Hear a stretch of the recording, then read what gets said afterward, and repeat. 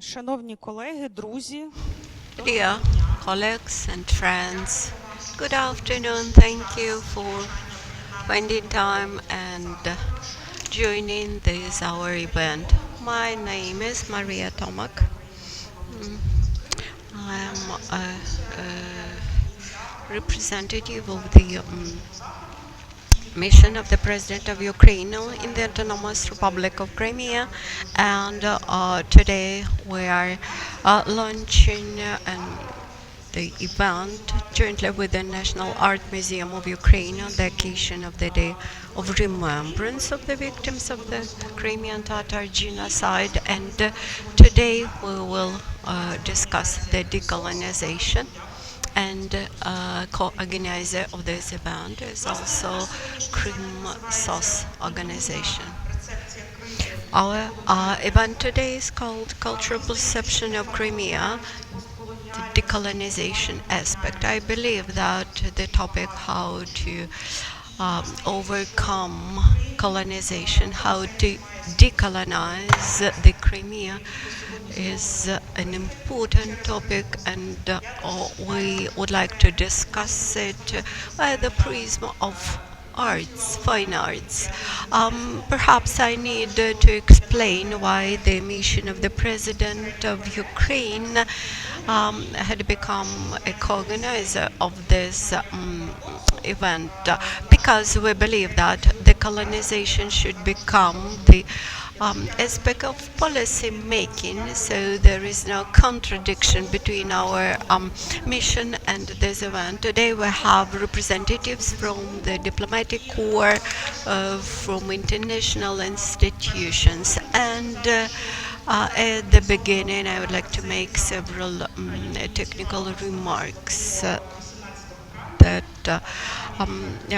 this event is held in the course of events on the occasion of the Day of Remembrance of the victims of Crimean Tatar genocide, the deportation of Crimean Tatars, etc.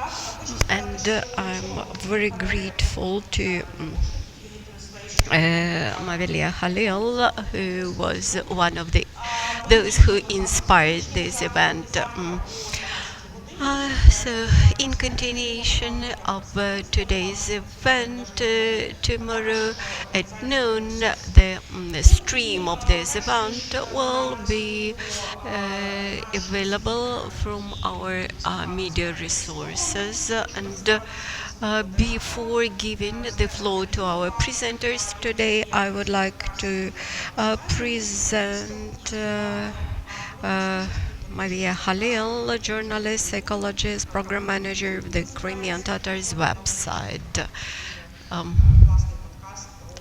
and also the author of the special podcast devoted to Crimea and Crimean topics.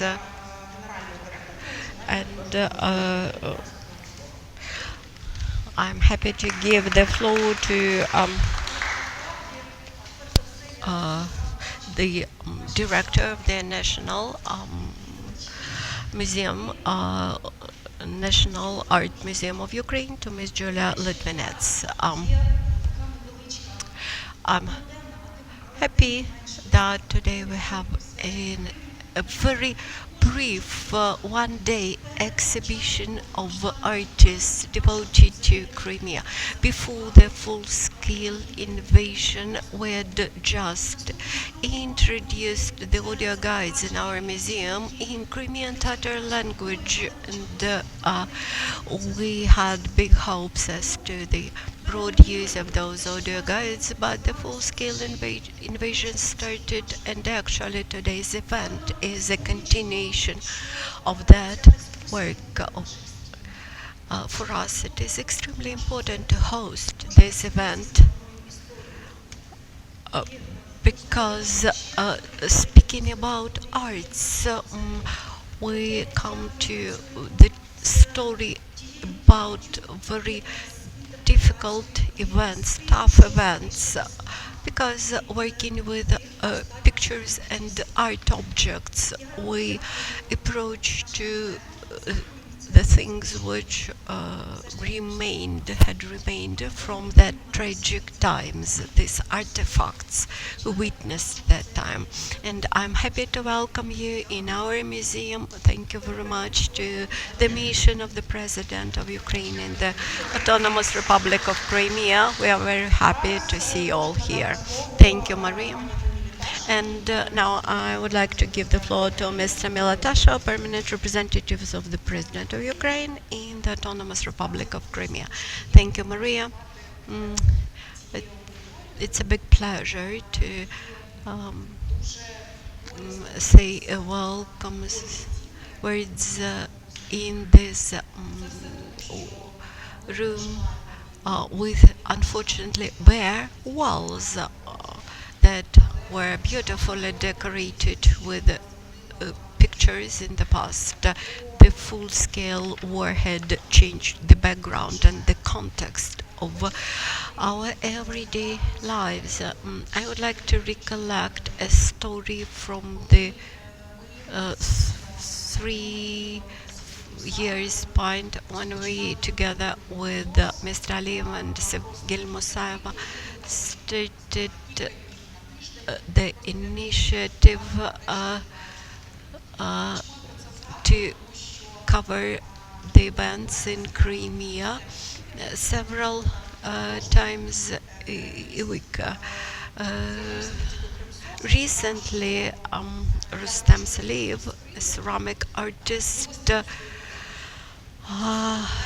approached to Crimea Sos and suggested to quit the Crimea and together with his rich collection of Crimean Tatar artifacts, ceramics, etc. And he explained that he expected that the Russian Federation would expropriate all the Ukrainian art objects, including Crimean Tatar national objects, and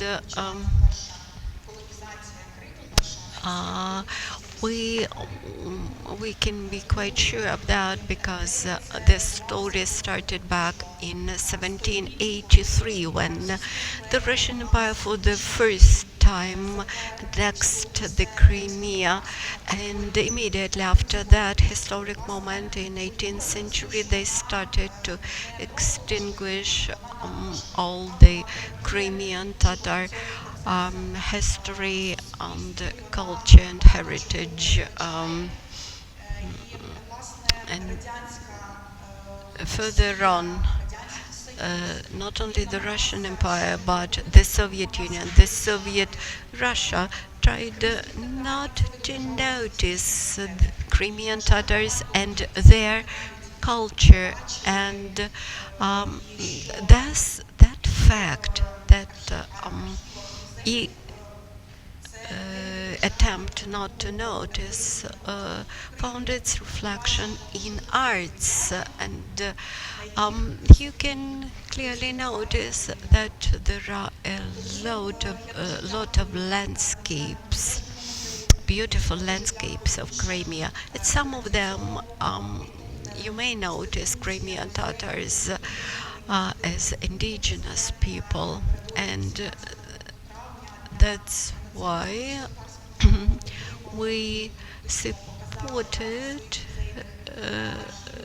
and warmly greeted the idea of the museums to exhibit the art objects from the Crimean Tatar heritage and related to the Crimean Tatar history and the history of Crimea in general in public space on the eve of the anniversary of the Crimean Tatar People's genocide. And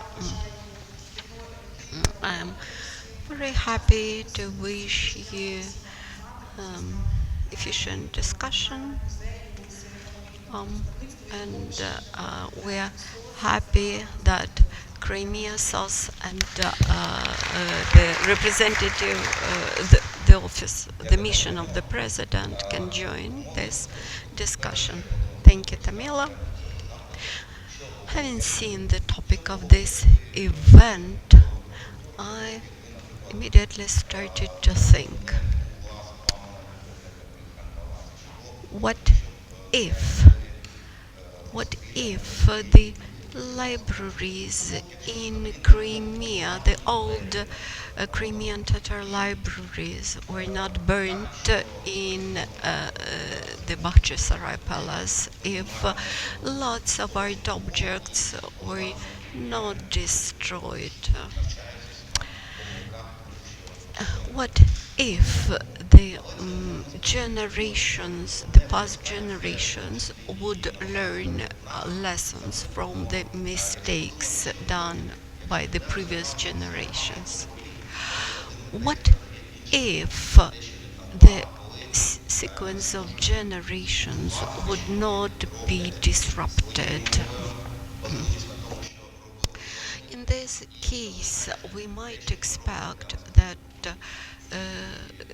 generation by generation of Crimean Tatars would work and reflect this world in their native language, in their own way, and in this case, the world might be much richer.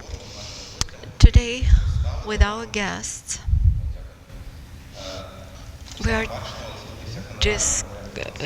have discussion, including Ms. Oksana Barshinova, Deputy Director General of the National Arts Museum of Ukraine, Ms. Olesia Ostrovska-Liuta, Director General of the Arts Arsenal, Mr. Alexei Mustafin, Ukrainian journalist, researcher, and politician.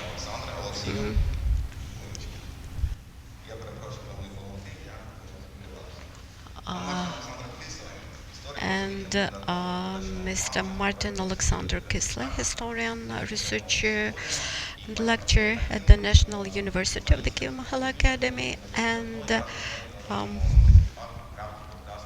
also Mavilia Halil, journalist, psychologist, and program director of the site Crimean Tatars. Thank you for this introduction. Perhaps our introductory and welcoming part had become too extended, but nevertheless, before giving the floor to Ms. Oksana, I would like to quote famous singer Jamala in her soundtrack Kirim. She mentioned the following: I would like that each Ukrainian would look at himself as a part of Crimea, bring Crimea back to Ukraine mentally. I would like to bring Crimea back, not for the not as a resort space, but as a part of history. All these marvelous sea and beach landscapes, these old streets and villages reflect the reality without that peoples from whom all those beautiful landscapes were deprived. And here you can see obviously the exotization, and it is a shame because this is a reflection of the cultural looting.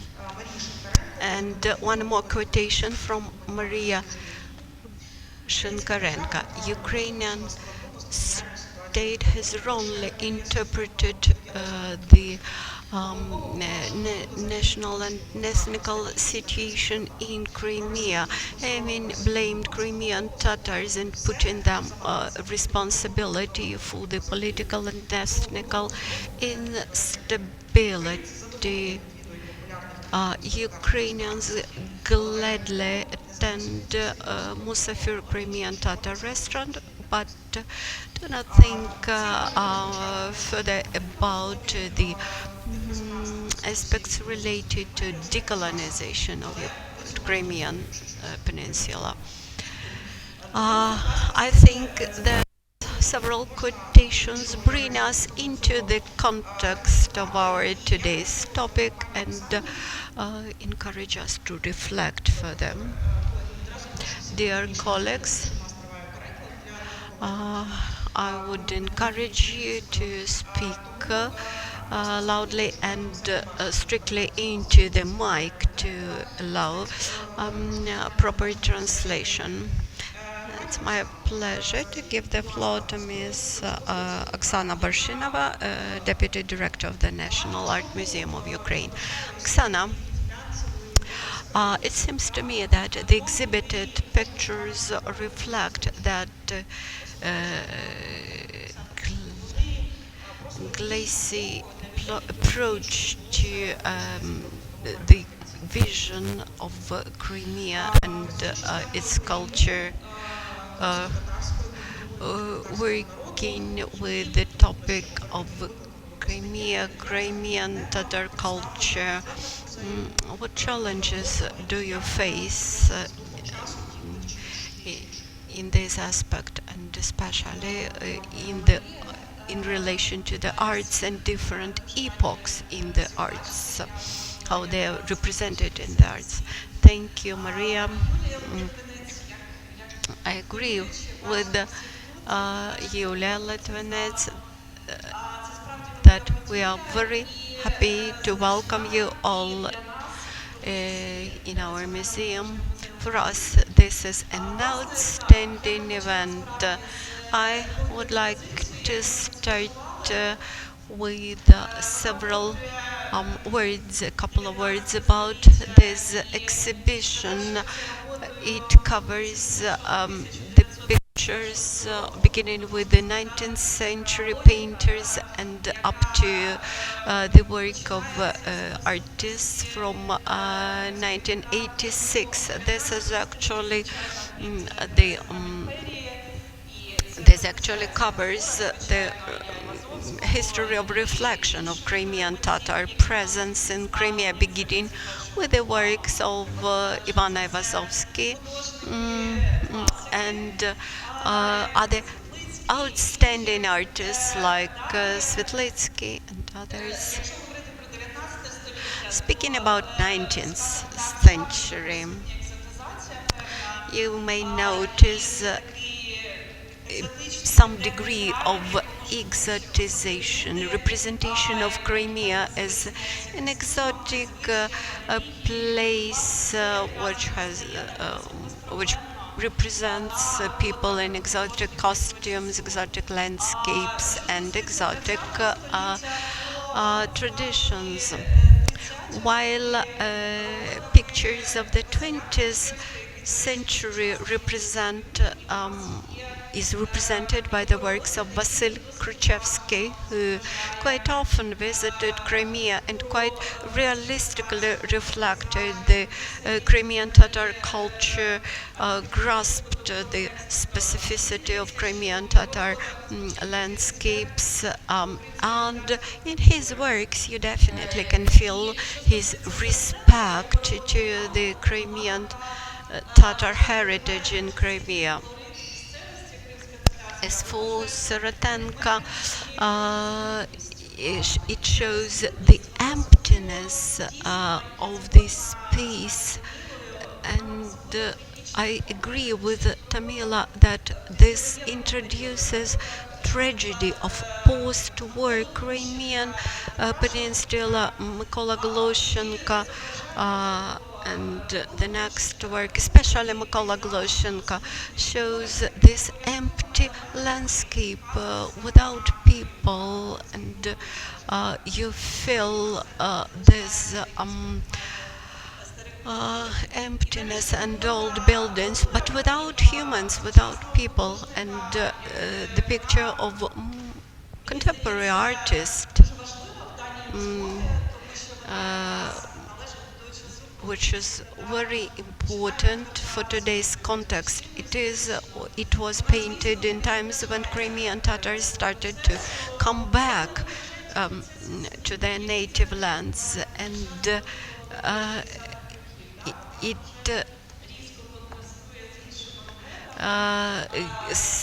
reflects the changes which began in late 1980s, and it contrasts with the rest of pictures exhibited here. Looking at these pictures from 19th and 20th centuries, uh,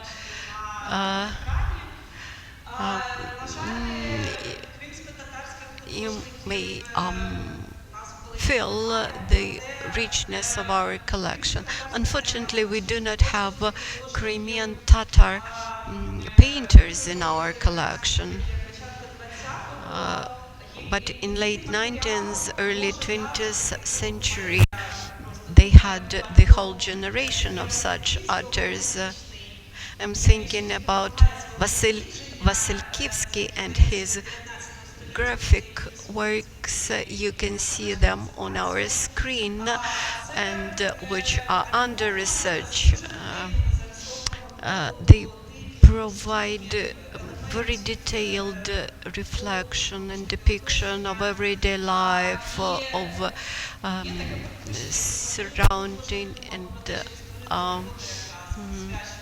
the economy of Crimean Tatars.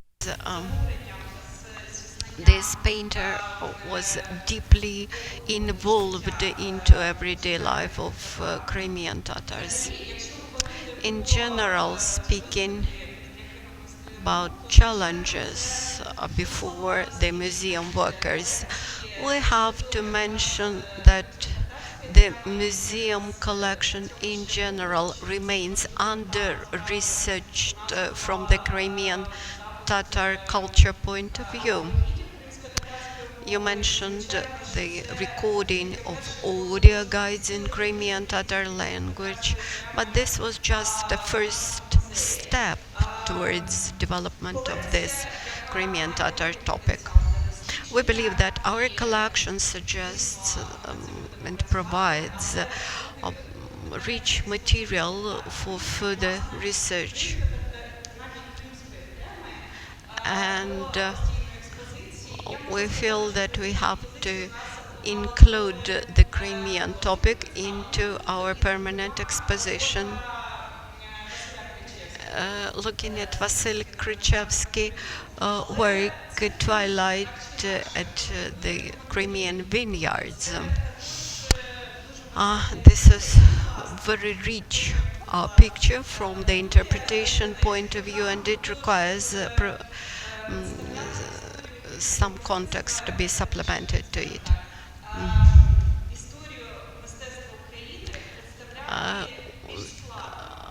We believe that the history of Ukrainian art should be presented in more comprehensive and in more complicated way, a bit more complex that we got accustomed to see it. In our exposition, Modernism in Ukraine, you see the explications left on the walls. We try to introduce this approach to look a bit more comprehensively at the cultural and artistic processes.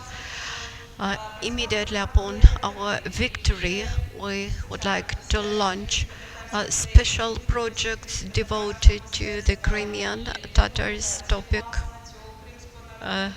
and to strengthen this Crimean Tatar narrative. And of course, start to include the Crimean Tatar vision approach into broader projects. Back in 2019, together with Galina Sklarenka, we had a project about Ukrainian Baroque style, and part of that artifacts showed Ukrainian synagogues of the period of Ukrainian Baroque epoch. And Smershik Zada contemporary Crimean Tatar artist was a part of that project, who presented the optic of Crimean Tatar people in that very project, which it reached. It is largely, and this only suggests that we have a lot of work ahead of us, and um, we are eager to start this work as soon as possible.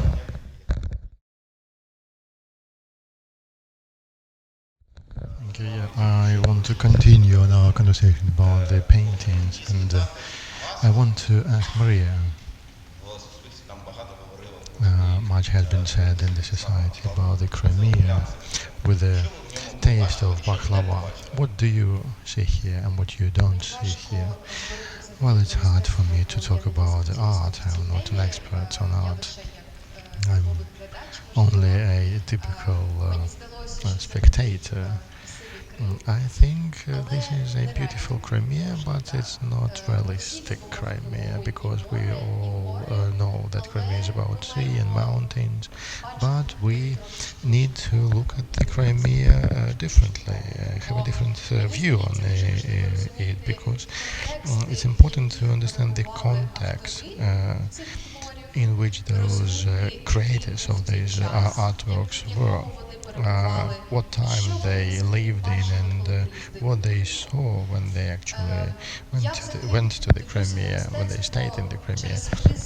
I look at the art from the prism of psychology, and that's a very good experience, because creativity is always about sublimed experience or trauma. And when we see a picture, we should not only be looking at what we see directly, but also what the creator wanted to tell us. And when we visit different museums and we see different pictures, we look at the colors, details and style, but we should also be able to hear this message that the creator wanted to convey. I didn't have a chance to look at those pictures closely enough, but indeed they sort of depict this beautiful Crimea, but the Crimea is not alive on these pictures, and it's important to see that, because when we read about the Crimea, when we look at different artworks related to Crimea, we need to understand what the author wanted to show us, what life they wanted to show us. And these pictures, at first glance, they deliver this message of people-less Crimea. What does it mean? I mean, what kind of Crimea they saw? Why do we see that kind of message from the from the authors, from the creators? We need to think about that when I have a chance to look at them closely. Yes, indeed, I had also the same parallel view, similar view. When we had Holodomor in Ukraine, when people died in millions, and at the same time the Stalinist regime would be talking about the fact that people are now living better and more wealthy and so on. So yeah, that's about it. When I look at the pictures that date back to that time, so this is this diversity that I also bear in mind. When Alexander talks about decolonization of Crimea, I mean, I remember in the Arsenal in Kyiv, there was a project about impressive stories of the Crimean. So what is it all about? What we mean when we say decolonization, and for you as a head of one of the most important institutions in the country, in this area, how important is decolonization topic for you? Because I think you were thinking about that before the 24th of February, when the whole world recognized the fact that the project did occur before, and share with us your opinion, and tell us what the Crimea has a special context compared to the Ukrainian mainland.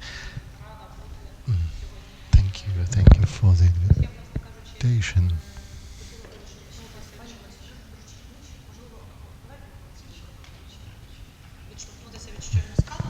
Yes, I want to jumpstart from what you have just said. When we look at the those landscape pictures, this is sort of generalization, a summary of the author's view, and they those pictures tend to generalize those surface characteristics, of the Crimea. Just like Oksana says, what we see on the pictures of Carpathians of the 1950s, 60s, we know that there was armed resistance to the Soviet, but at the same time those pictures depict the landscape and of the creativity of local population. What I mean is, art is about a method used in many places, but it was more radical in the Crimea. And the consequences were really tragic. And as Oksana says, as Oksana was saying, I remembered another artist a couple of decades before. And those pictures really showed people. You could see that they were apparently locals, like Crimean Tatars.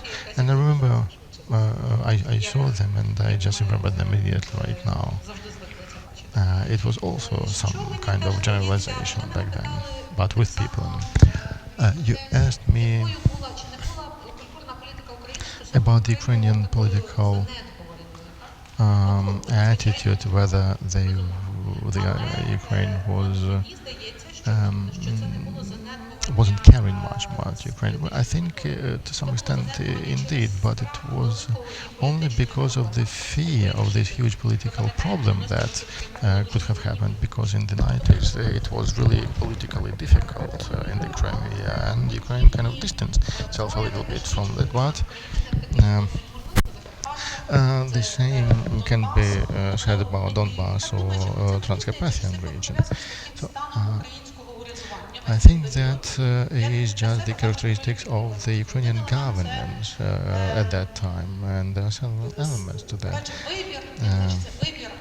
I don't think it was a kind of choice, but it was an attitude to follow the inertia, to do just like it has always been done before during the 70s, 80s, and then 90s. So the idea was to support the same collectives, local collectives use the same approaches and methods. This was a kind of inertia that led to 2014, to the events in 2014.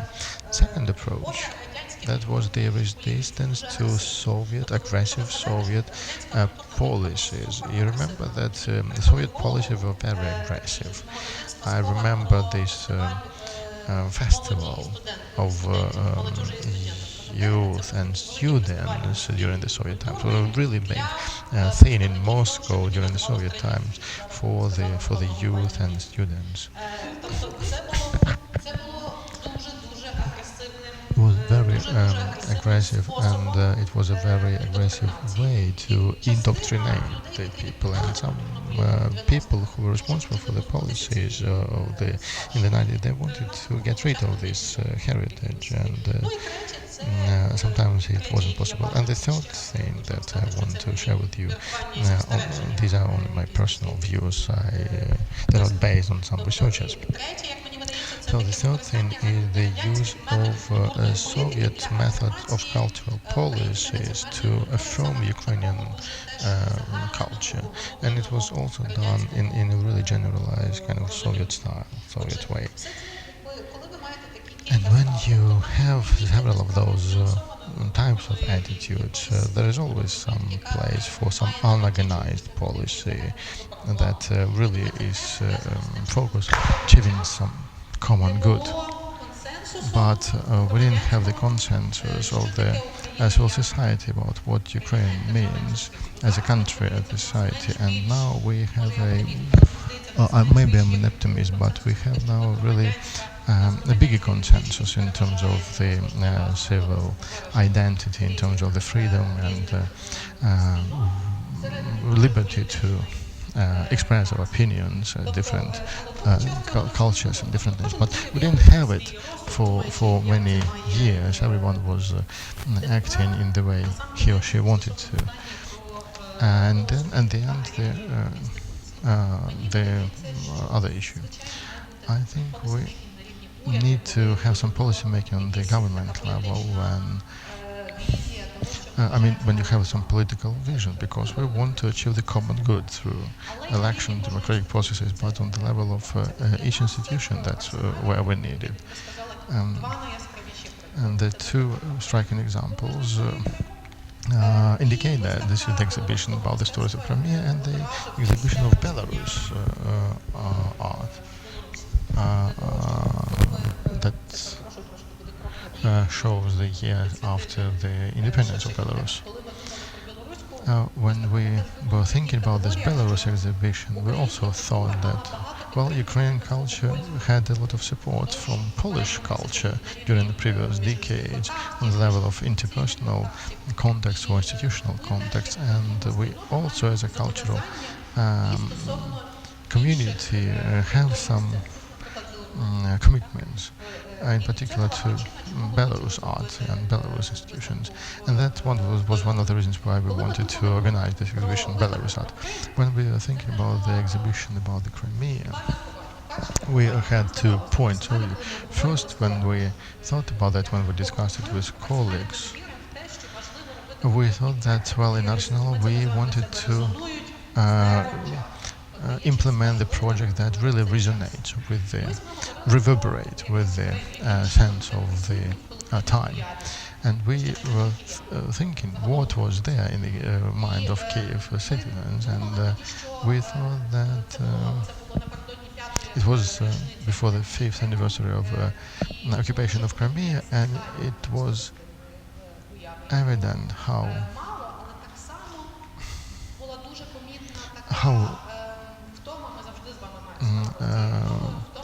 what kind of fatigue people had from political declarations and political projects, or documentaries.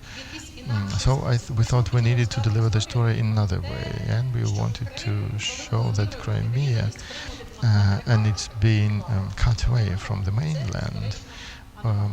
It was a historic abnormality, because Crimea has always been closely related to the mainland, and the way Crimea had been developing, it was related to the way peoples were moving. I think that many people know better about that than myself. And when we were creating that exhibition, we couldn't bring some of the exhibits from the Crimea for obvious reasons, but we managed to find similar exhibits on the mainland, which kind of indicated this connection that had been there for many years. And we embarked on that to display this connection for thousands of years. The only thing that we realized was that we can't say all the things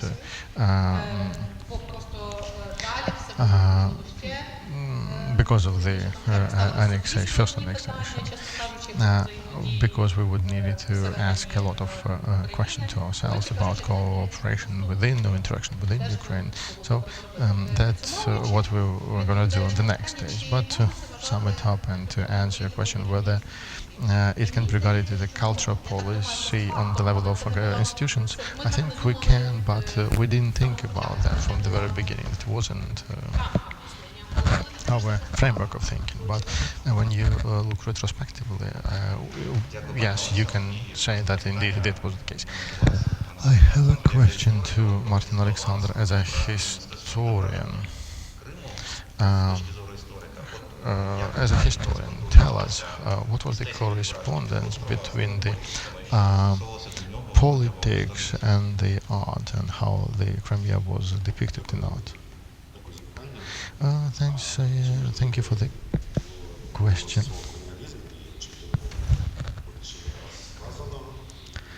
Much has been said about that.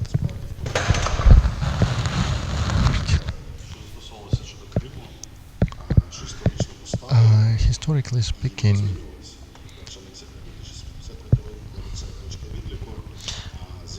the first point from which we can count the political countdown is the following. The Crimea was announced during the times of colonialism, and the Russian Empire received its kind of small element to join this club of colonial nations. And the first step of colonial history of the Crimea, we know it very well.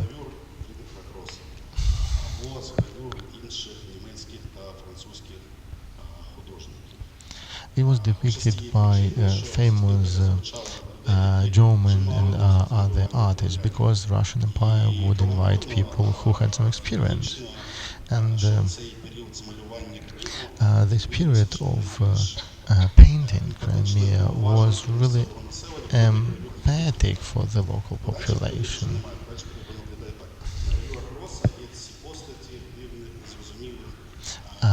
But it shows those exotic clothes and those people in those clothes, and that lasted until the Crimean War. And then the picture started to show not a mysterious Crimea, but something that can be owned, and that was a period when people started thinking about resources, and Crimea had this southern seaside area, and people, were thinking and talking about that resources of Crimea, the usefulness of the Crimean air and sea. And as a result, people from the big cities started to travel there, in particular the Tsar family.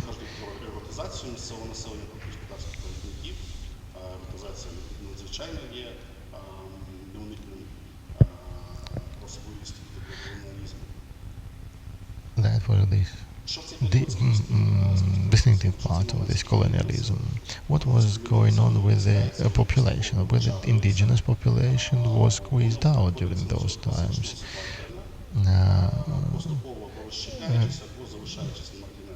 Gradually they became marginal everywhere, in politics, in culture too. The culture of the 19th century, the only thing you can see right now is those songs about this, the life or routine life of the people there, or the need to relocate.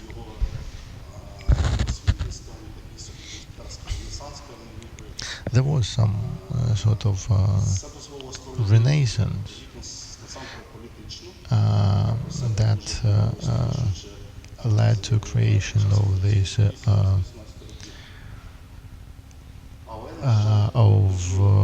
these beautiful artworks, but there wasn't a big cultural renaissance.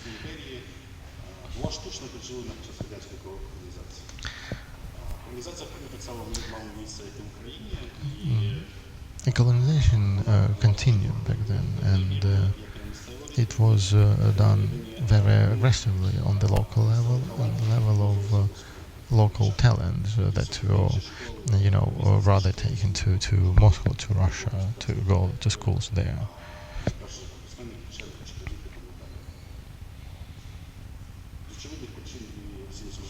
For obvious reason, in 1937 everything ended.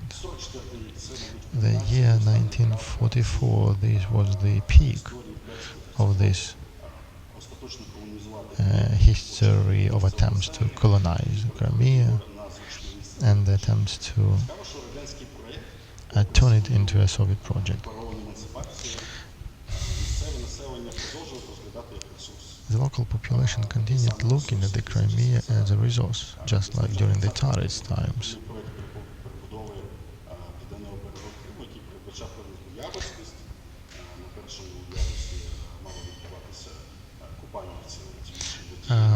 There was this idea that the Crimean South needs to be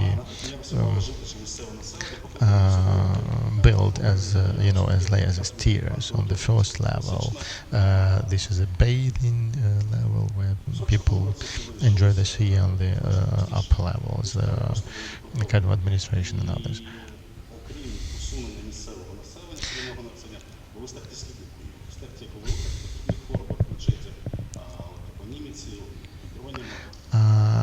But during these times, not only the people were squeezed out, the whole names of cities were also deleted and replaced with Soviet names.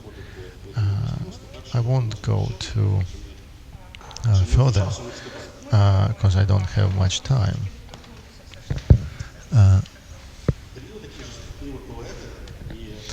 Okay, we do have some time. So the period we're talking about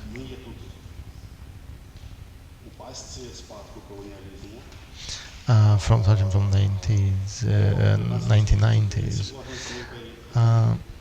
we were trapped in this colonialism history.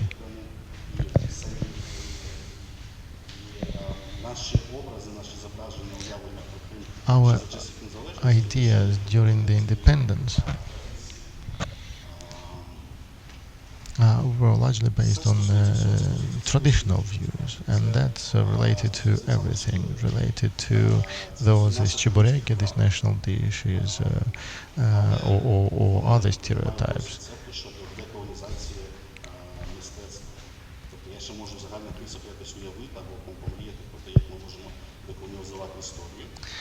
I can imagine how we can decolonialize history, but what can we do about art?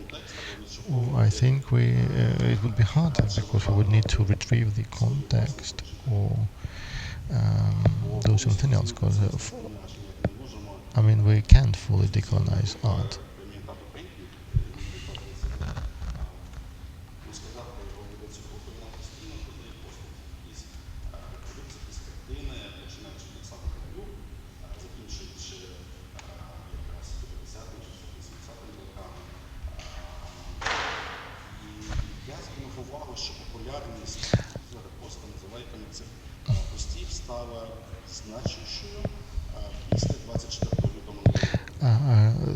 This has been especially important since 24th of February, these attempts to talk about decolonization, and that happens amid the context of people living there expecting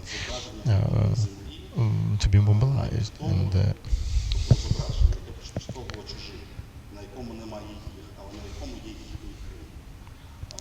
that is reflected in art too. That's why probably we have so many pictures where there are no people, pictures about Crimea, like those trees and this swallow's nest, this famous monument, and in the Crimea.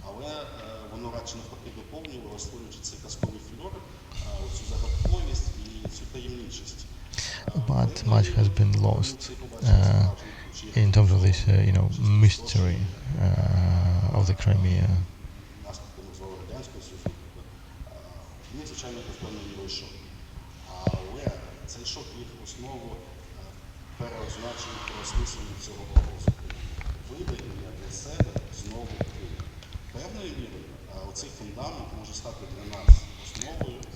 And I believe that the new history can be the foundation of these changes of this view on the Crimea front.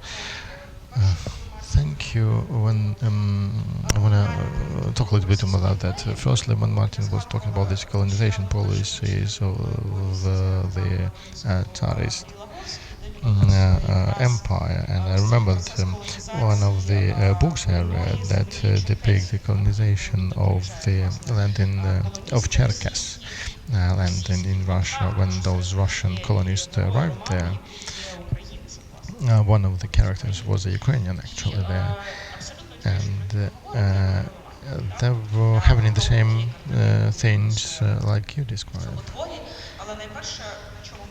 And the first thing that needs to be that we need to focus on, as Olesia says, those difficult questions that we need to ask ourselves, and what Martin talked about too.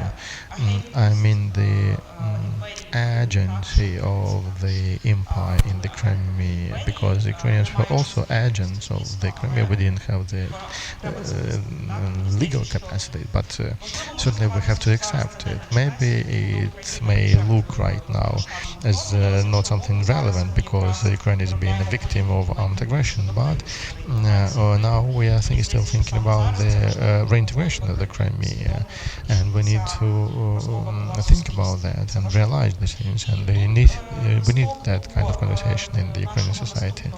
And I want to move on to our next speaker, Olesia Ostrovska-Liuta, who has recently published a book, Pearls in this Steppe, conversation about the past of the Ukrainian South. And I think there's also a very important story here, because when I read this book, I saw a lot of important things that I didn't know. I mean, the things related to the Ukrainian history, and we understand that the story of Ukraine now, for all of us, is a story of Rus. Then there's Gallic and Volyn kingdoms, and but there is also a story of Ukrainian South that very often is left out. So I think that your book wants to change this. So can we really own someone's history? Is it a problem or not?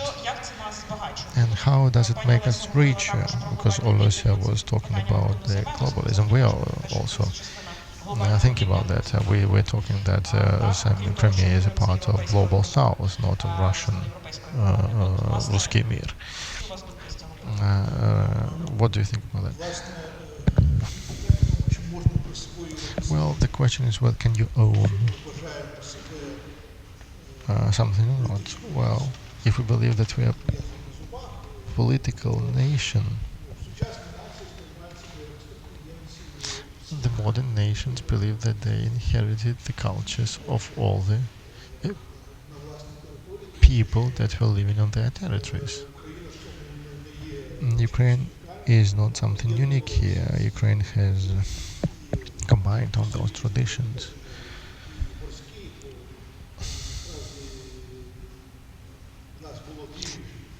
And we had to division lines between steppe and non-steppe, and between sea and mainland, and it was organic.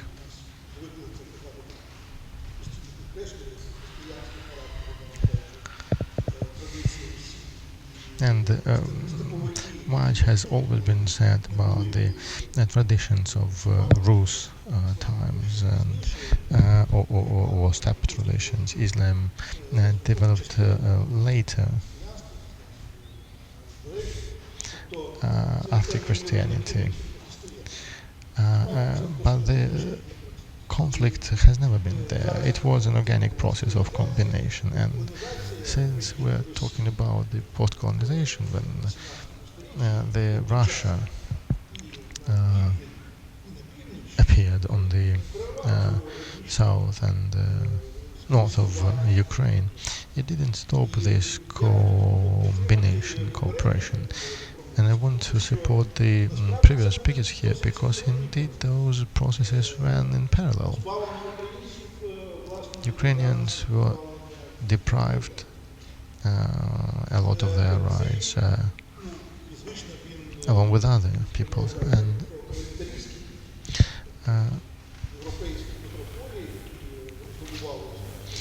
many people call it Oriental approach when Western big nations were colonizing other nations, and it happened the same way against Ukraine.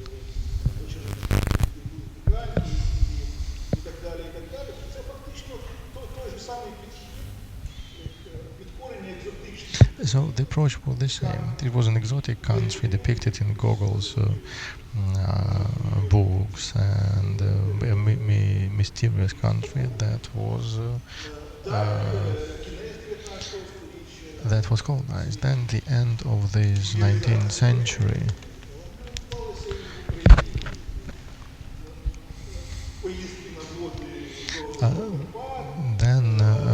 there was this 19th century when people liked going and enjoying the seaside and fresh air. I remember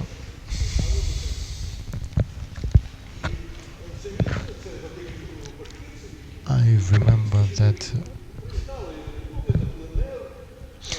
my grandma would tell me that many of your friends would go there to the Crimea, for example, on plein airs, to paint pictures, and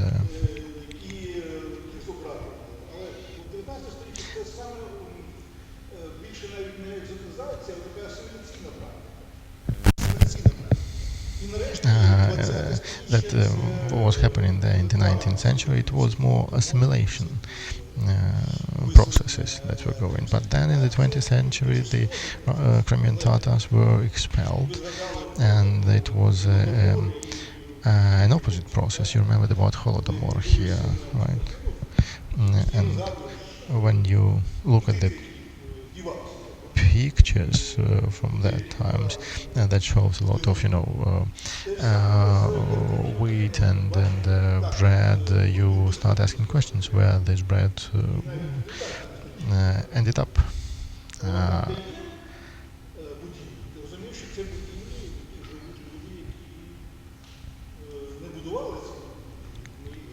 The same is with buildings, for example. You look at the buildings where people are living, but you understand that they are not those people who actually constructed those buildings.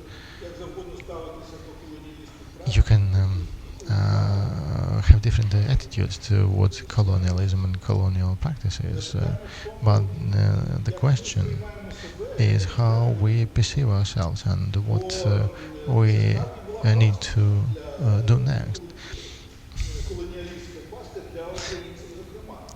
Because what we experienced, it was a colonialism trap, for Ukrainians. Ukrainians will always propose this role to be an accomplice in colonization, so join us and be a part of the colony. And Ukrainians have always been like Scots. I mean, there are Scots. They're also a lot of, more or less, exotic, being independent and all. And they're Irish, and English and Scots are kind of colonizers for them. So this model was imposed on Ukrainians for many years too.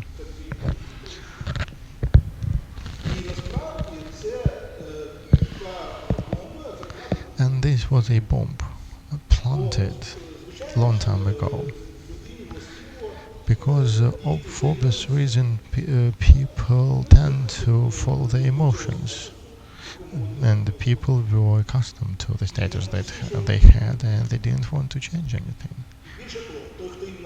And those who were reminding them about that, they make them angry, Those people irritate them. Now there is a live discussion about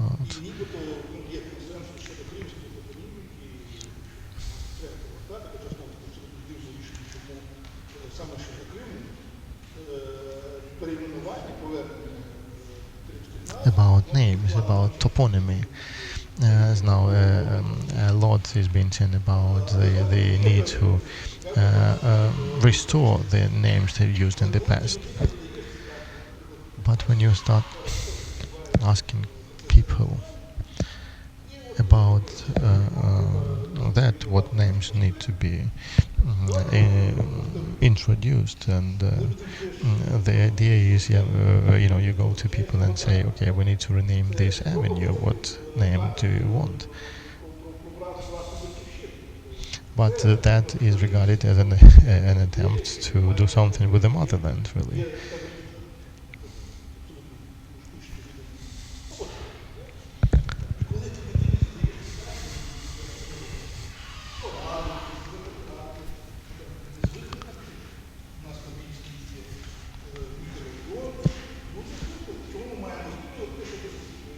And people naturally ask the question, why would we change that?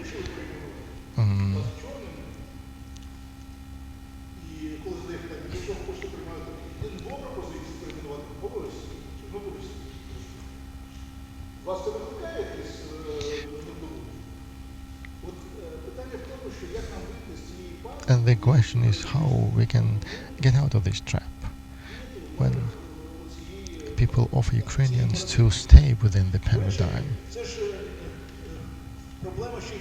And the problem is that there has been this tradition for forever, this image that there is an enemy.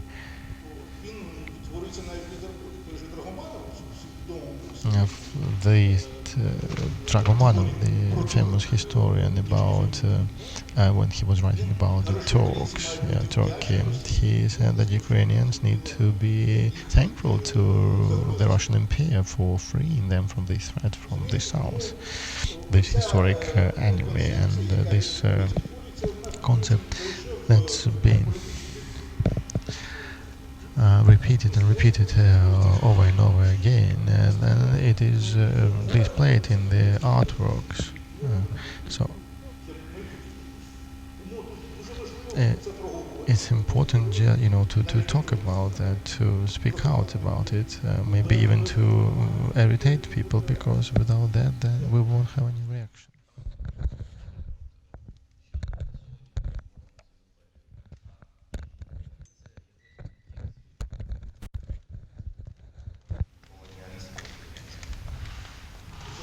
A question to you, whether this is a sign of the colonial perception of the world.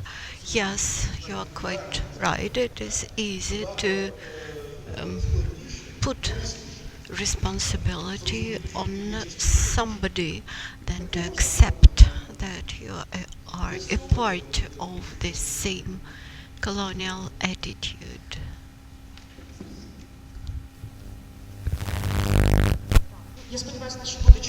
I hope that we will time to have one more round of discussion. I would like to give the floor to Ms. Denis Yashne, who is a representative of the Crimean Platform Expert Network. But before that, I would like to give the floor to Ms. Maria Kulikovska, Ukrainian multimedia hybrid artist of Crimean origin, and she created several projects on the eve of the first Crimean Platform Summit. And she would like to share her own experience of life in Crimea.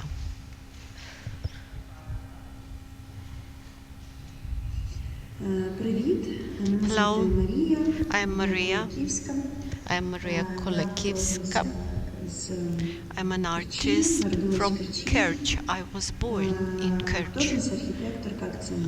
I'm an artist, an architect and actionist. I would like to tell you a very personal story, a story from my childhood, which for me says much about identity, self-identity, and understanding who you are.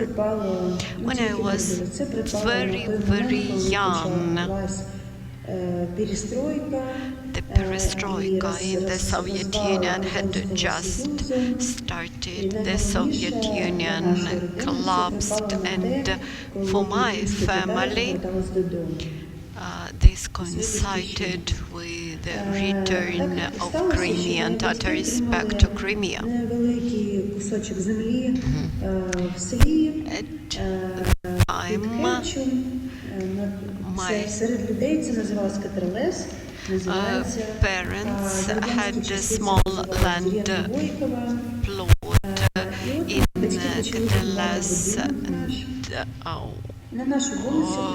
my parents started to build up a house, and at that time a family of Crimean Tatars arrived to the neighborhood, and they started also to build up the new house. This was a family with 4 children. They had no resources at all, and my parents invited them to live with us, to stay with us in our house. Thus, I grew up in close contact with the Crimean Tatar culture. I even learned a bit the Crimean Tatar language at that time. For the first time, I tasted Crimean Tatar cuisine and adored it. Crimean Tatar girls had become like siblings to me, and they spoke their own language and started to learn a bit of Russian, a bit of Ukrainian. And we both grew up in understanding that we were Ukrainians, that we lived in Ukraine. Each day in the kindergarten, I heard that we were Ukrainians, and at that time we learned that it was Russian propaganda which tried to convince us that we were Russians. And in that rather complicated environment, I found myself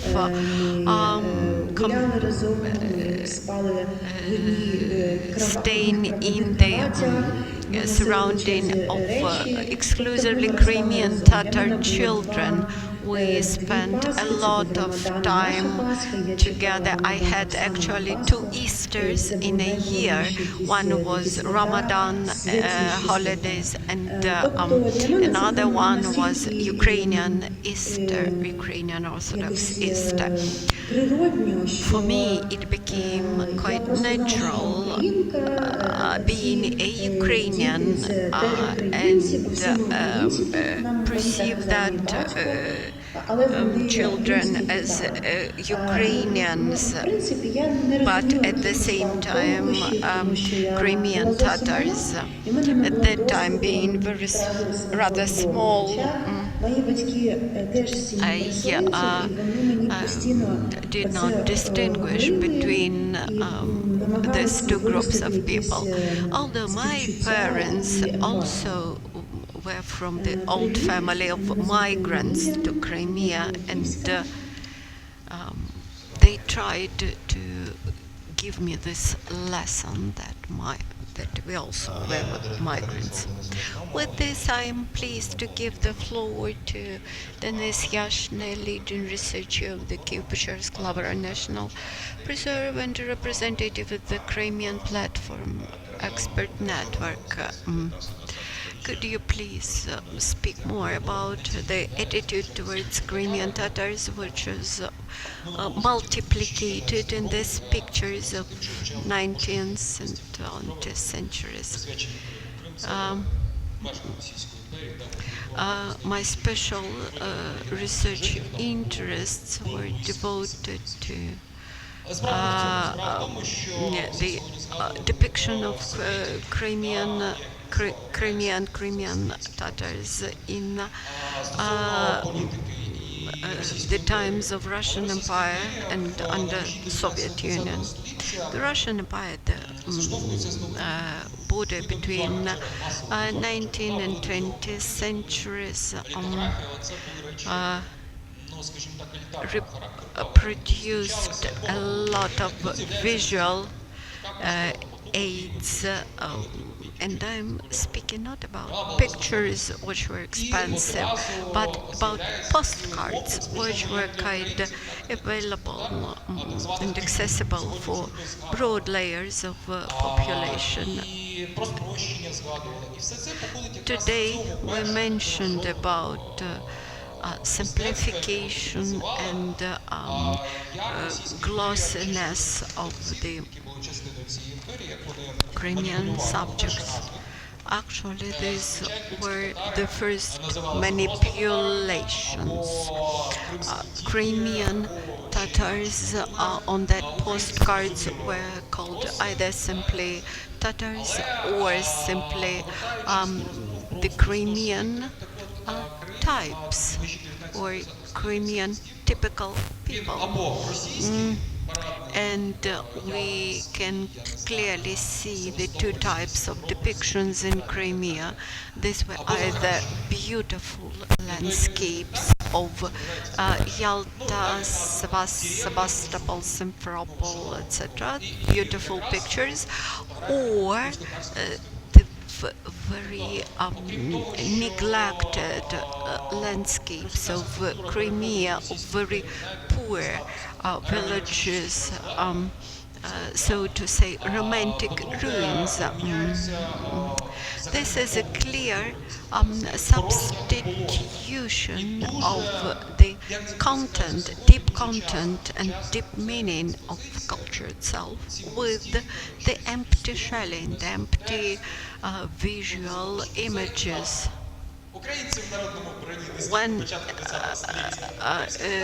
And thus you may find out Ukrainians in their national costumes at the postcards of early 20th century, Crimean Tatars or simply Tatars in their national costumes at the postcards national at the beginning of 20th century, and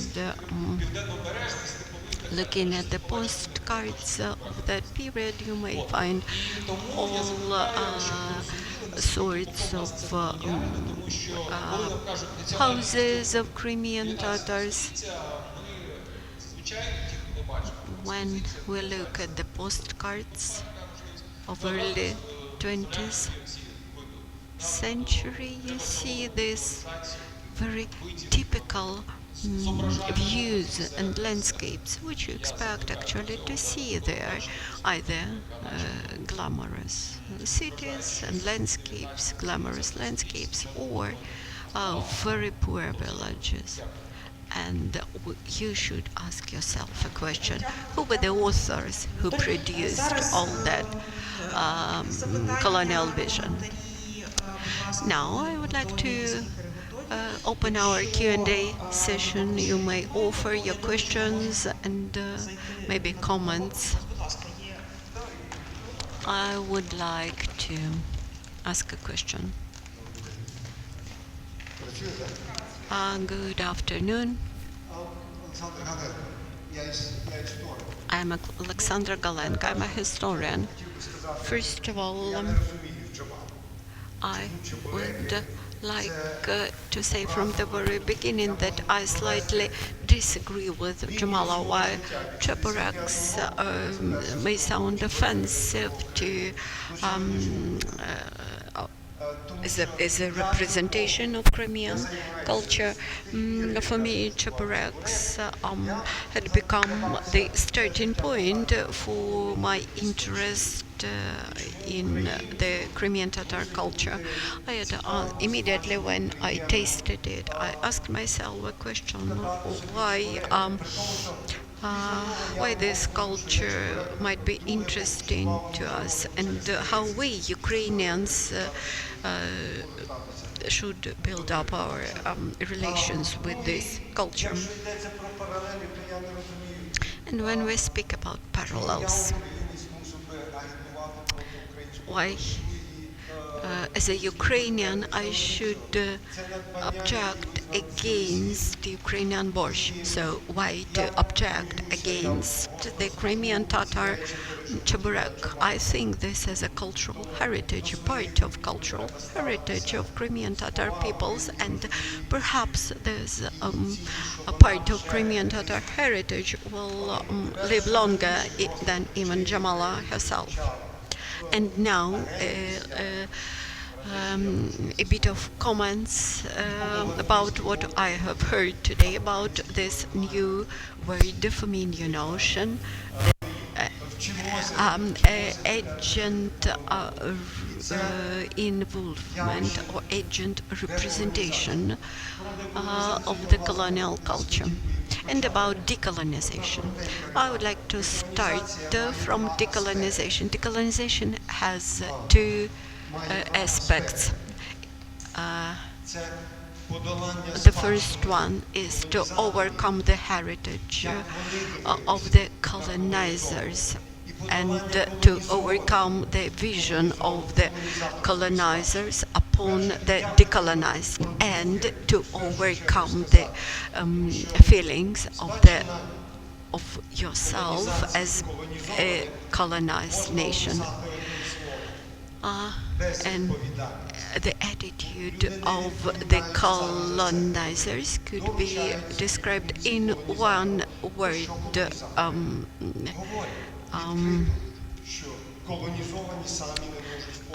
The attitude of colonizers is represented by the of the colonized people is represented by the by colonizers as an irresponsibility. That is, the colonized nation is unable to become responsible for the destiny of their own nation, their country, and they try to put on this responsibility on the colonizers. And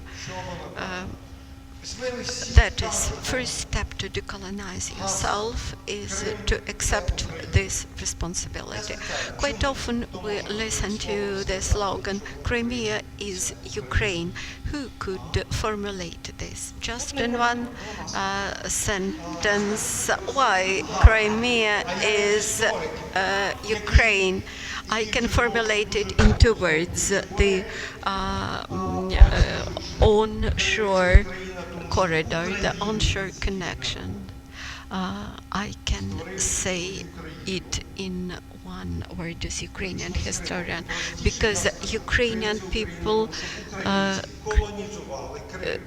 created Ukraine by means of colonizing the Crimea. That is simply saying that Crimea is Ukraine because Ukrainians colonized Crimea. In 1193, Ukrainian regiments of Prince Iziaslav met Polovtsi army 30 kilometers from the Crimean Peninsula. Bogdan Khmelnytsky and his troops in his capital in Chigirin, 400 years after Prince Iziaslav, just in 300 kilometers from the Crimean Peninsula. And actually, this reflects Ukrainian colonization of Crimea, and the arts reflects this process. These were not the Russians who opened the step, these were Ukrainians who discovered the Crimean steppes. When we speak about objects of art which has no direct messages, but we see the bright colors, the mixture of colors and multitude of colors, which later on transforms into the multiple colors of Ukrainian arts. You won't find this festive festival of colors in Shishkin's landscapes, but you could find them in Ukrainian arts. Now, the way out from the crisis. As a historian, I am ready to bear responsibility for my words. I can read Tatar and Turkish texts because to produce a responsible opinion, you should read the texts from both sides. Ukrainians were never the imperial colonizers. Ukrainian colonization happened in a non-imperial way. They are not making an attempt to impose Ukrainian culture upon local population, Turkish population of Crimea. They tried to understand the local culture instead and to penetrate into it and thus exchanged and brought Ukrainian culture into Crimean one. And Ukrainians have studied the Crimean history. I would refer to your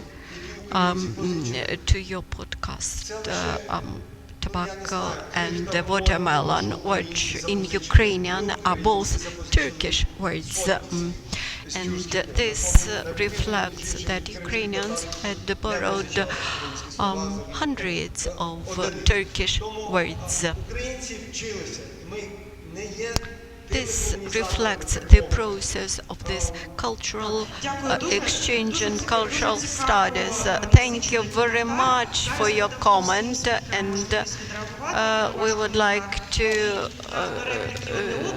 give the floor to the speakers and respond to your remark. I have quoted Jamala about Cheburek. I do not mean that we put Jamala versus Cheburek, but I think that Jamala wanted to say that Crimean culture is not only about Chebureks, but about much deeper things.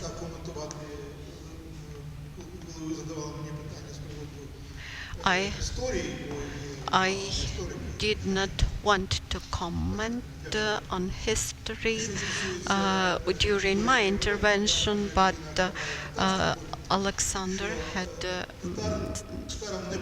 added much from the historian's point of view.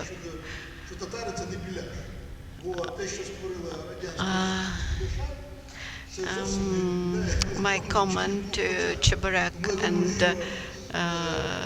that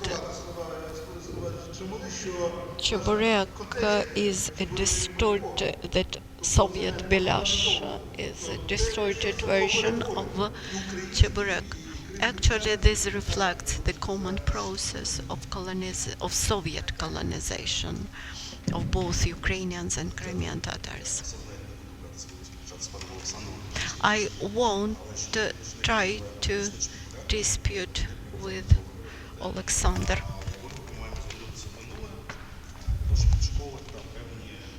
I believe that we should look into the past of both nations and find the images which bring us closer to each other.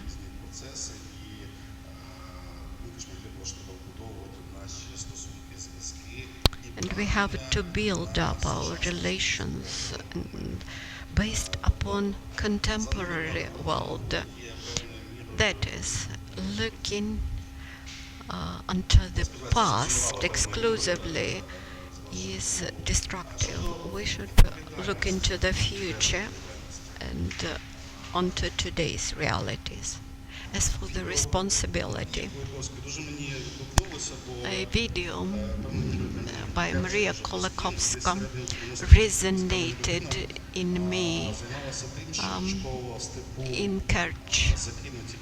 I knew a person in 1980s who was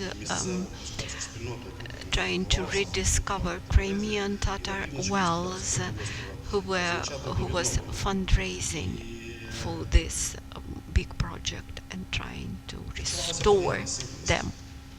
And at that time, among Crimean Tatars who were coming back in late 1980s, early 1990s, they they did not respond to that project, and I think this happened due to the terrible situation of that people, which we heard from Maria. They were very they were in difficult life circumstances. They were coming to the empty place, and they had to build up their lives from scratch.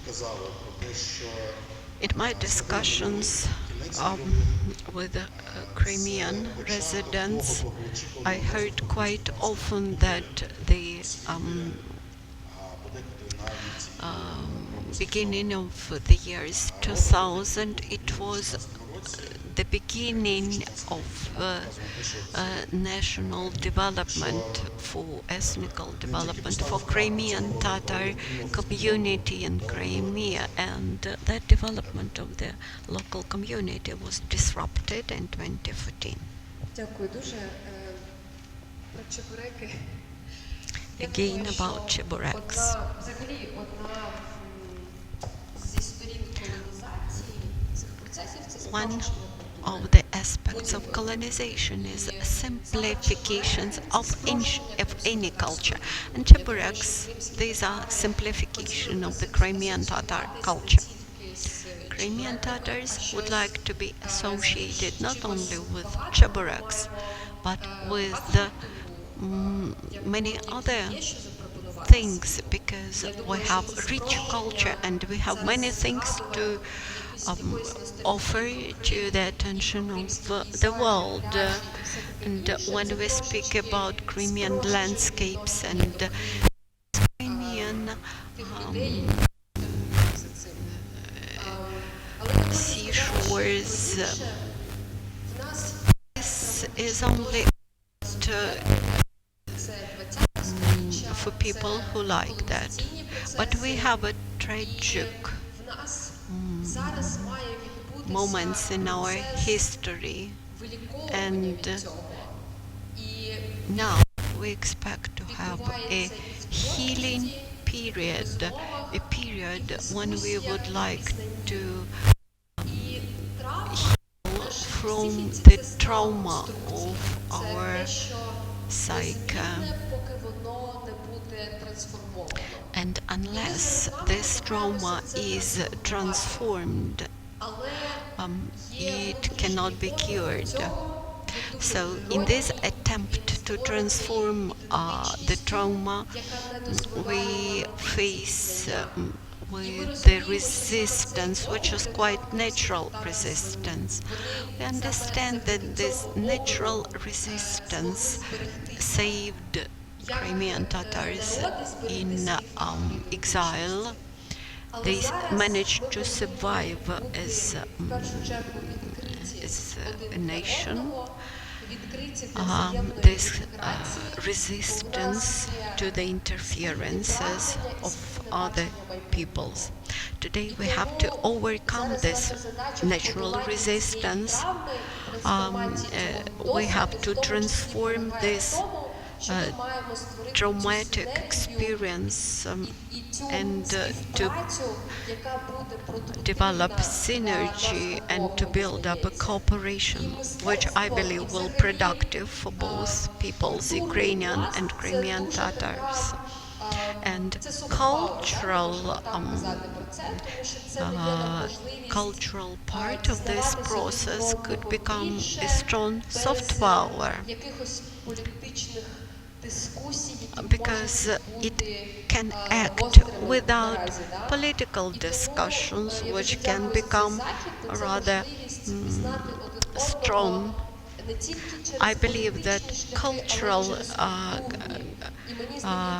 interaction is the best way to learn each other better without involvement of political aspects. Thank you, Olesia. I would like to respond to the words of Ms. Hill and disagree with the statement that we do not have cultural oppositions. We have opposite positions in culture, and today we witness when Ukrainian artists reject to perform at the same stages with the Russian artists. And today's society is very much stirred up with the political discussions. There are a lot of painful moments in art and culture today. This is the point of my disagreement with you, but I agree with you that in today's reality, people from different regions, different backgrounds, different religious backgrounds, they have to find out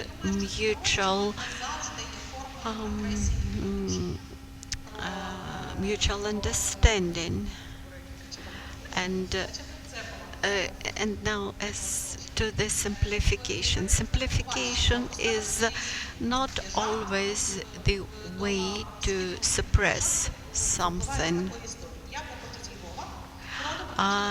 My family story. I come from Lviv. My husband is from Kyiv. Several years ago, attending ethnography museum in Lviv, my husband and me, my husband have noticed that there were national costumes from Lemkivshchina, Boykivshchina, Hutzolshchina, and Eastern Ukraine.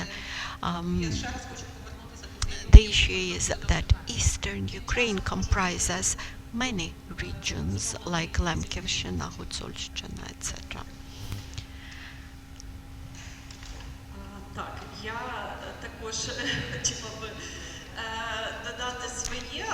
I would like to speak from the museum worker point of view. I believe that first of all we need dialogue. When I mentioned the need to start research projects about our collection, and this won't be possible without Crimean Tatar researchers. And the studies of the collections and decolonization, this should be two parallel processes, as well as there should be a parallel process with the Ukrainian decolonization. These days we work on the new exhibition, the new concept of our exhibition, which will open after the victory. We want to change our approach and remove some inertia which we inherited from the Soviet past. The inertia existed in the 19th century collection, where we exhibited Pimanenko and Shevchenko inheritance, who represent the imperial optic of Ukrainians. The same is true about Crimean, the vision of Crimean history. And this only shows that the collection of our museum requires further studies. Even this first glance suggests that those who would like to understand new think that they should be at the proper level of readiness to find out new things. Експертної мережі Кримська платформа хоче щось сказати. І Ваше питання візьмемо і потім будемо завершувати. Ну, по-перше, я хотіла подякувати за таку дискусію. Вона дійсно дуже-дуже потрібна. Ближче. Дуже потрібна, мені здається, взагалі, да, в рамках сьогоднішніх таких дискусій. І декілька рефлексій моїх, і одне питання буде. Ну, перше, я була на виставці «Дивовижна історія Криму». Це була перша така культурна подія після звільнення мого чоловіка Ахтема Чегоза в 17-му році. Ця виставка була, наскільки пам'ятаю, наприкінці 17-го року. Або на початку 18-го, це не важливо, да. Але, ви знаєте, як кримська татарка, дійсно, я абсолютно згодна з тим, що сказав пан Мартін, про те, що ми шукаємо щось, що буде давати тобі сили жити далі, да? Бо ти покинув свій дім і відчуваєш себе, ну зараз мені здається, такий травматичний досвід ми всі вже маємо, і ви розумієте, про що я кажу. Я була на той виставці декілька разів.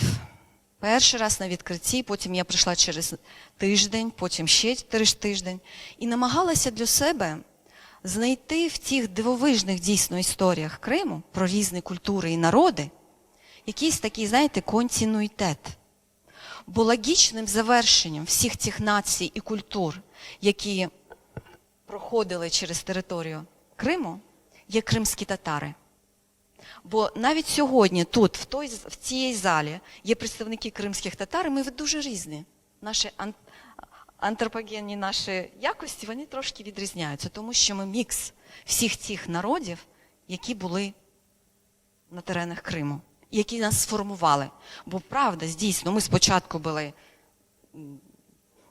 довіряли Богу Тенгрі, Богу неба, потім ми були на якомусь етапі, ну не кримські татари, як спільнота, скажімо так, да? Ми були християнами, потім прийшов іслам, а потім було вже Кримське ханство. Тому мені здається, починати треба саме з цього, з розуміння того, хто ми є. Хто ми, кримські татари, є для українців.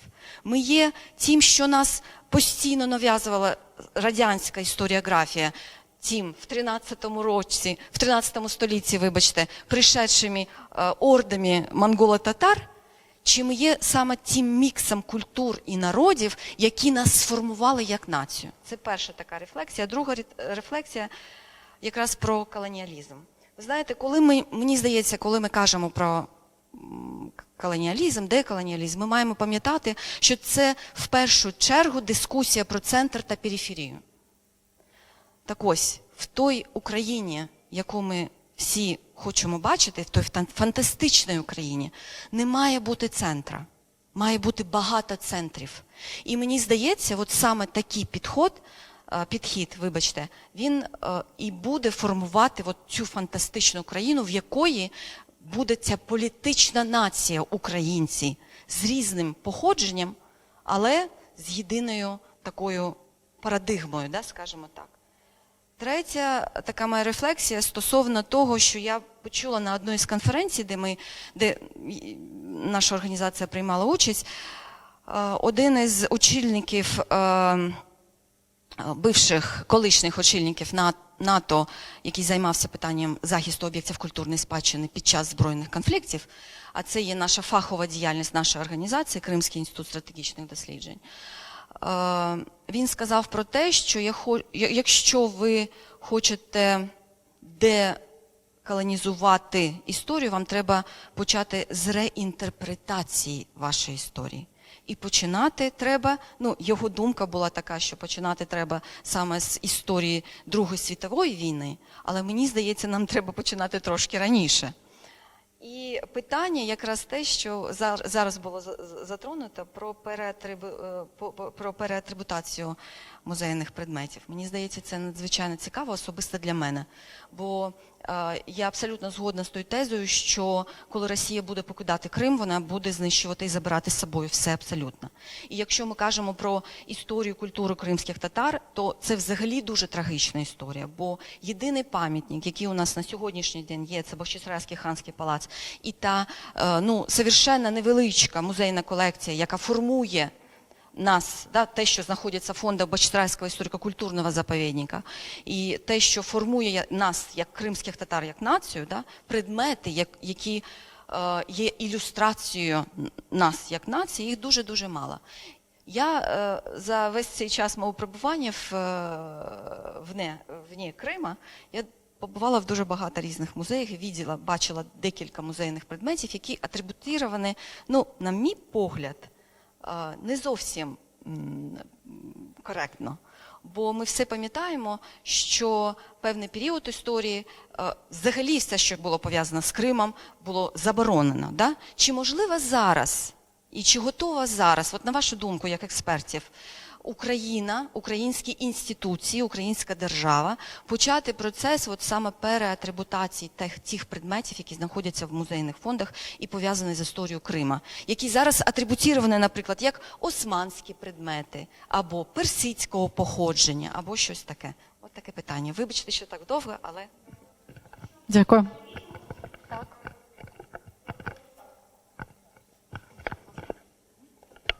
Доброго дня.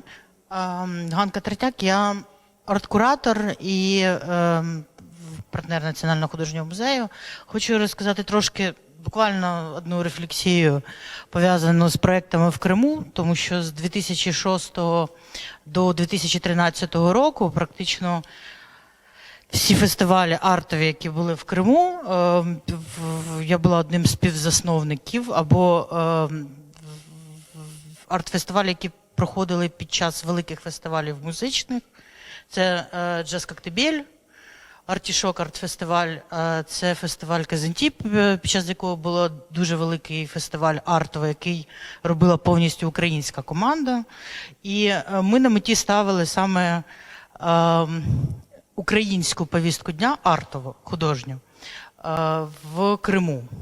Це ініціатива, я повністю погоджуюсь з Олесією про те, що це скоріше ініціатива громадянського суспільства українського, ніж якісь інші прояви.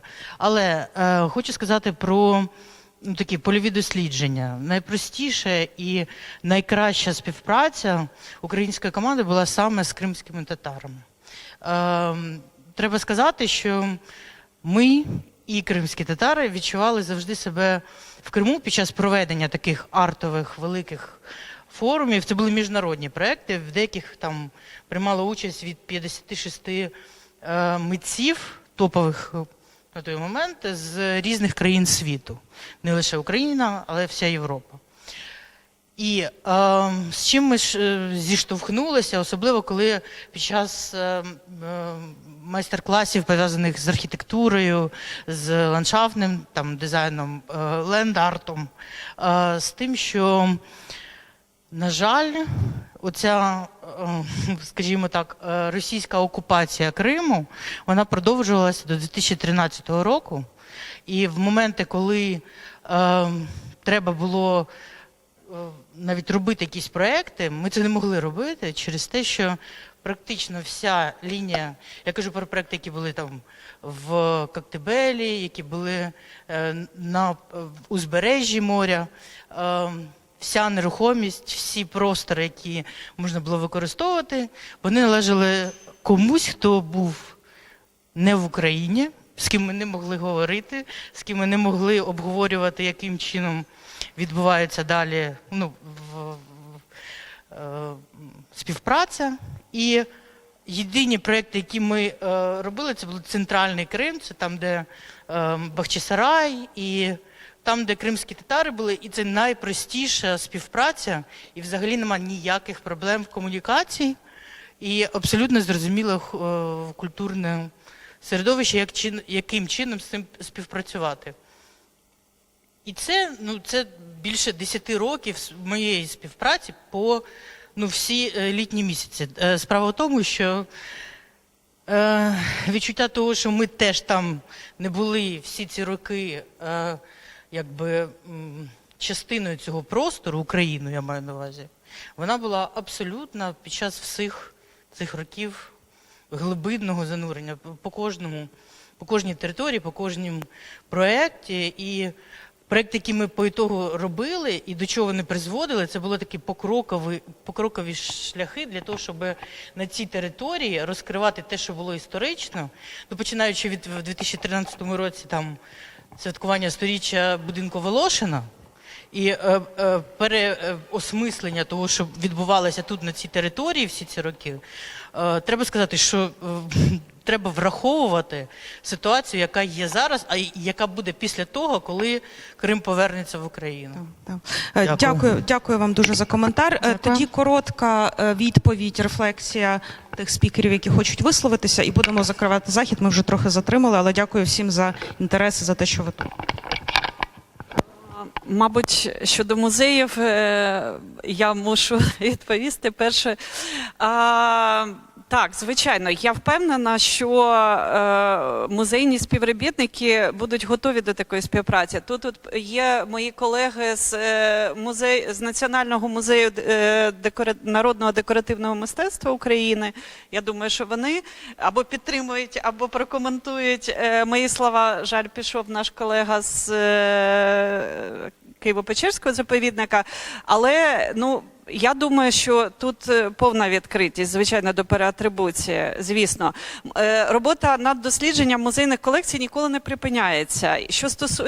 Що стосується художнього музею, зокрема там нашого досвіду, то, звісно, ми знаємо про таку проблему, що багато хто з художників кримсько-татарських можуть вказуватися, як, наприклад, узбекські художники, або там мати якусь іншу ідентифікацію. Звісно, що це також процес, це також робота, до якої ми готові. Взагалі, я хотіла би сказати, що про це говорили інші спікери, і я їм страшенно вдячна за це, про те, що у нас, ми дуже добре розуміємо досвід кримських татар, їхню долю, тому що тут говорили про Голодомор, про інші геноциди, що ми всі там переживали це. І знаємо, що це таке по собі. Я хотіла би сказати, що ми маємо також такий досвід, що навіть відсутність чогось, вона також може бути мистецькою проблемою, або мистецтвознавчою, або будь-якою дослідницькою проблемою. Тому що в українському мистецтві так само дуже багато пустот, дуже багато інтервалів, дуже багато якихось втрачених сторінок. Тобто над цим всім працює і сучасне мистецтво, тут я не можу не погодитись з Олесею, і, звичайно, дослідники. До речі, маленька репліка ще також щодо вражень, от якраз щодо відсутності, щодо музейних колекцій. Мої молодші колеги з нашого музею, вони поїхали на ознайомчу поїздку, таку міжмузейну, до Дніпра і потрапили в Дніпровський музей, історичний музей імені Яворницького. І коли вони повернулись, вони сказали, що їх страшенно вразила експозиція, тому що там є античність, скіфський період, далі порожнеча і козацтво. Тобто і для них це була уже проблема, тобто, і це проблема, з якою справді треба працювати. Так, дякую. Я згодна з Оксаною, але хочу додати трошечки тверезого реалізму, тобто ложку дьогтю. Мені здається, що є велика проблема з нашими взагалі музеями в дослідницькій спроможності. Будьмо дуже такі відверті. Наші культурні інституції державні є поганими роботодавцями. Страшенно важко залучати таланти, страшенно важко цим людям створювати такі умови, щоб вони могли працювати, а саме ці люди потрібні для переатрибуції. Тому я думаю, що намір буде і готовність, а з реальною роботою буде дуже складно.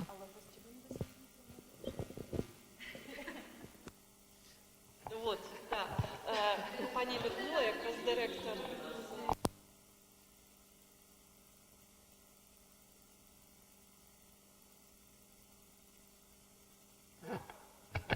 Я хвилиночку, добрий день всім. З приводу музейних колекцій кримсько-татарських матеріалів в наших музеях, це дійсно правда, що їх дуже мало.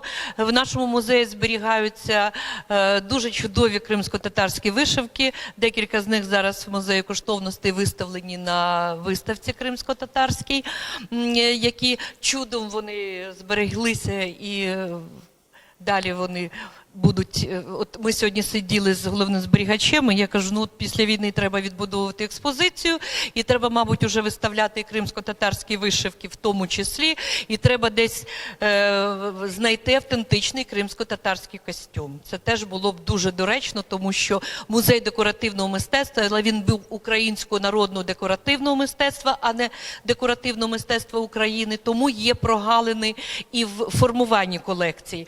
Ви знаєте, але є речі в історичному музеї, в музеї коштовностей. Багато речей, коли створювався музей коштовностей, вони передавалися з кримських музеїв. Тоді була постанова, наказ Міністерства культури, і вони вже звідти передавалися, і кримсько-татарські були, не тільки археологія, і ще і кримсько-татарські. Що стосується атрибуції, ви знаєте, музеї, я не згодна з тим, що треба, це проблема залучати фахівців. Я знаю, що наш музей, історичний музей, ми тісно працюємо з кримсько-татарськими колегами, розумієте, які приїжджають на конференції і які допомагали атрибутувати саме кримсько-татарські речі. І особливо те, що стосується і вишивок, і те, що стосується ювелірних виробів. Так що я не думаю, що в цьому є проблема, просто є проблема у відсутності, тобто в недостатності цих матеріалів. Але археологічні матеріали татарські, от сказали про Дніпро, а коли була Дніпрогесівська експедиція, то під час цієї експедиції були розкопані, декілька було поховань в урочищі Кринича Балка, якраз 13-14 століття татарські поховання. Дуже цікаві речі.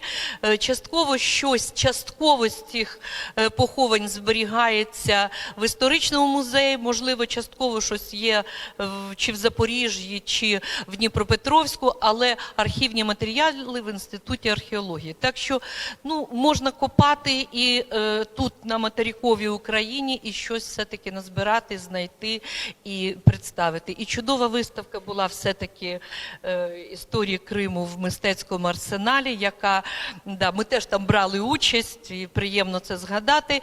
І ви знаєте, те, що треба зараз, це все популяризувати і доводити, і показувати, тому що, це дуже велика культура. Я займалася просто археологією Золотої Орди, звідки теж витоки ці всі, які в кримсько-татарському мистецтві, і в Криму, в Салхаті, центр Золотої Орди Салхат і Старий Крим, де розкопки багато років чомусь вів Ермітаж, а не Україна і не Крим. Але сподіваюся, що ці матеріали залишилися в Криму. Так що з давніх часів багато матеріалів в Криму і в Україні в тому числі. Просто треба їх підняти і популяризувати. Дякую. Дякую. Дякую всім спікерам сьогоднішнього заходу. Дякую гостям, які і слухали, і брали участь. Дякуємо організаторам цьому чудовому музеєві, представництву президента, організації Кримсос. І сподіваюся, що за рік-два ми вже побачимо тут взагалі супернові картини, які відображають вільний Крим і які відображають його не глянцевим, а справжнім. Дякуємо. Так, дякуємо всім, так само спікерам, передусім, які озвучували багато дуже цікавих, свіжих, сміливих думок. І також, між іншим, запрошую всіх на виставку, яка триває в скарбниці Національного музею історії України, яка присвячена кримсько-татарській культурі. Це фантастична виставка, і дякую і організаторам, і всім дякую. І також на сторінці представництва президента України в Автономній Республіці Крим є перелік музейних інституцій, 14, в яких зараз тривають ці короткочасні такі проекти, які присвячені 18 травню і Дню вшанування пам'яті жертв геноциду кримськотатарського народу. Всім спасибі ще раз.